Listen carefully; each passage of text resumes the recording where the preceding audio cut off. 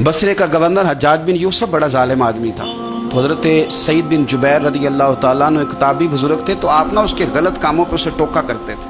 हमारा ये मसला होता है कि जब हमें कुछ टोकता है तो हमें जिद चढ़ती है, ये नहीं देखते कि मैं पहले देख लो मेरी कहीं कुताई पे तो नहीं टोक रहा। वो जालिम था, आप उसे टोकते थे। तो जब रोक टोक होने लगी तो ये जो बादशाह किस्म के लोग होते हैं, इनकी ख्वाहिश होती है कि हमें पूछने वाला कोई ना हो। रोक टोक बड़ी तो उसने बुला लिया हजरत सईद बिन जुबैर रदी अल्लाह ताला अन्हु को, बुला के कहने लगा मैं आपको कत्ल करूंगा। तो आप फरमाने लगे जिस तरह तू मुझे कत्ल करेगा ना, मेरा रब भी तुझे उसी तरह ही कत्ल करेगा।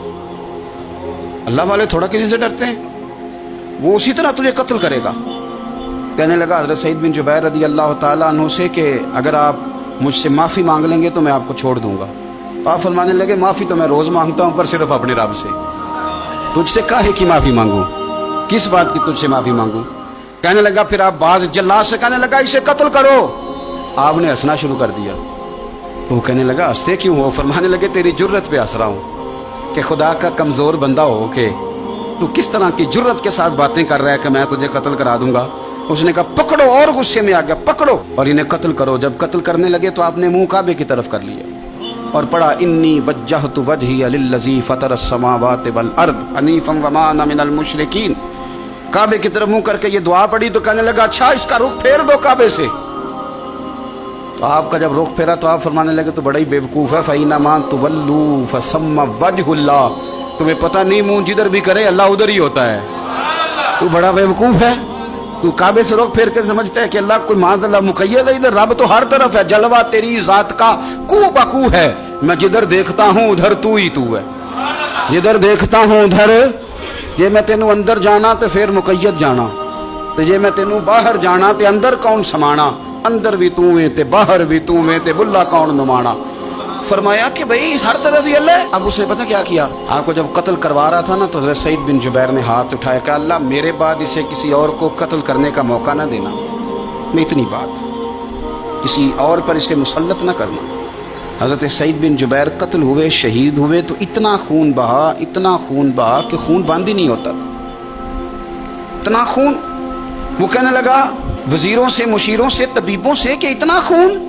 तो वो कहने लगे बादशाह ये खून बताता है कि ये बंदा तुझसे डर के नहीं मरा, वरना तो तलवार बंदे के करीब आती है तो खून खुश्क होता जाता है, वरना तो हुक्म होता है सजाए मौत का तो लोगों के कपड़े ढीले हो जाते हैं, जिस्म कमज़ोर हो जाता है। ये बंदा न डर था इसलिए इतना इसका खून निकला है कि इसे कोई डर नहीं। हजरत सईद बिन जुबैर को कत्ल करने के बाद ना हज्जाज बिन यूसुफ 15 दिन जिंदा रहा है, सिर्फ 15 दिन। कैंसर हो गया पेट में, इतनी तकलीफ हुई कि जिस बीमारी को आज आप कैंसर कहते हैं कि किसी की समझ में नहीं आता था। तबीब गोश्त की बोटी डालता था धागे के साथ पेट में, तो बाहर आती थी तो वो गल सड़ के बाहर निकलती, उसके अपने भी उसके कमरे में नहीं जाते थे। ओ यारो, जुल्म करते हुए लोग सोचते नहीं कि इसका हिसाब कितना भयानक होगा। रात को चीख मार के उठता, घर वाले कहते तुझे क्या हुआ। 15 दिन जिंदा रहा, एक रात सो नहीं सका। वो कहता था जब भी मैं सोता हूँ तो सईद बिन जुबैर मेरी ख्वाब में आते हैं और मेरी टांग पकड़ के घसीटते हैं तो मेरी आंखें खुल जाती हैं। ये जो बद्दुआएं हैं ये तुम्हारे बिस्तर तक तुम्हारा पीछा करती, ये नींदों में सुराख कर देती। लोग कहते हैं पता नहीं क्या बात है सोया नहीं जाता, तो मैं कहता हूं पता कर लो, शायद को बात निकल ही आए। पता कर लो, देख लो, गौर कर लो, तवज्जो कर लो, शायद को बात निकल आए। अगर निकल आए ना तो फिर तौबा कर लो, और अगर निकल आए तो फिर माफी मांग लो, अगर निकल आए तो फिर अल्लाह से डर जाओ, अगर निकल आए तो फिर एहतियात कर जाओ। लेकिन बातें निकलने पर भी हम मानने को तैयार, तो ये मत समझे कि जब इंसान किसी का जुल्म करेगा तो वो चैन की नींद सोएगा। जी हो सकता जैसा करोगे फिर वैसा